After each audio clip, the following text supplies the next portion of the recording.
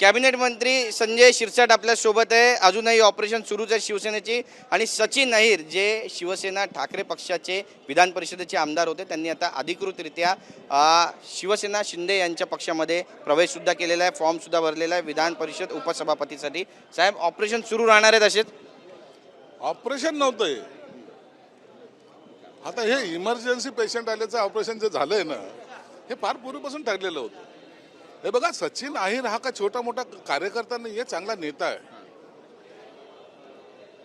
एकनाथ शिंदे साहेबांचे असेल, आमच्या सर्वांचे असेल, तर नेहमी टचमध्ये राहणारा। त्यांनी कधीही पक्षी भेदभाव केला नाही, कधी त्यांचे रिलेशन त्यांनी खराब केले नाही।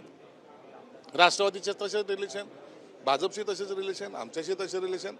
परंतु उभाटामध्ये जी घुसमट होत होती ना, त्याच्यातून बाहेर पडणारा, कारण की तो कार्यकर्ता असा नाही आहे की शांत बसेल, तो धडाडीचा कार्यकर्ता आहे। म्हणून त्यांनी आता तो पक्ष सोडून एकनाथ शिंदे साहेबांच्या नेतृत्वात इथं कामाला सुरुवात केली। आणि मला वाटतं एकनाथ शिंदे साहेबांनी सुद्धा आज अत्यंत चांगला निर्णय आजच्या घडीला घेतलेला आहे। नक्कीच, पण यामध्ये कालपर्यंत संजय राऊत ज्या पद्धतीची भाषा करत होते, बोलत होते, पण यामध्ये कुठेही त्यांना खबरबात नाही आहे किंवा शिवसेनेला कानाकून काहीच लागली नाही, कुणाला काही माहीत नाही, अगदी शांतीमध्ये हे सगळं ऑपरेशन राबवलं गेलं। अहो, ते उभाटावाले झोपलेलेच आहे, त्यांना कसं खबर लागेल? आम्ही 40 लोक गेलो होतो, कधी खबर लागली? गेल्यानंतर। आता 6 खासदार गेल्यानंतर खबर, आता सचिन आलाय गेल्यानंतर खबर। हे झोपीत असलेले कार्यकर्ते म्हणजे नेते आहेत, यांना कार्यकर्त्याशी काही देणं घेणं नाही, कधी काही बोलणार नाही। आता म्हणावं ना, आता त्या संजय राऊतने किंवा त्या उभाटांच्या नेत्यांनी सांगा, सचिन अहिरने पैसे घेतले, खोके घेतले, गद्दार झाला, कचरा आहे, म्हणा आता त्याचं उत्तर सचिन अहिर तुम्हाला देईल। आणखी कोण कोण आहे पुढच्या लिस्टमध्ये? कुणाकुणाची ओपीडी आहे किंवा कुणाकुणाचे ऑपरेशन देतात? आता हे जे काही यादी जी आहे ना, कुणाचं सिक्वेन्स वाईज घ्यायचं, त्याची सगळी माहिती आणि त्याची चिठ्ठी हे एकनाथ शिंदे साहेबांच्या खिशात असते। जेव्हा जेव्हा जी वेळ येईल त्या टायमाला ते ऑपरेशन ते करतात। उद्धव ठाकरेंनी जो दौरा केला त्याला या ऑपरेशनने उत्तर असं म्हणावं शिवसेनेचं? अहो, हे अनेक वेळेला असे ऑपरेशन होणार आहे।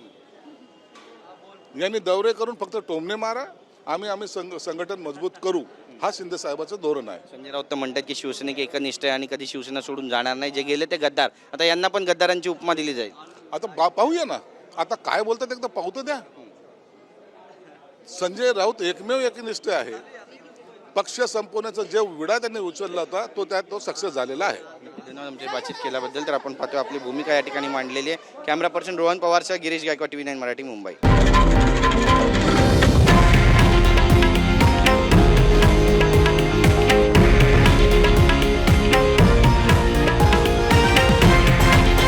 हे आहे देशातील नंबर 1 न्यूज नेटवर्क आणि आपण पाहत आहात TV9 मराठी, एकमेव।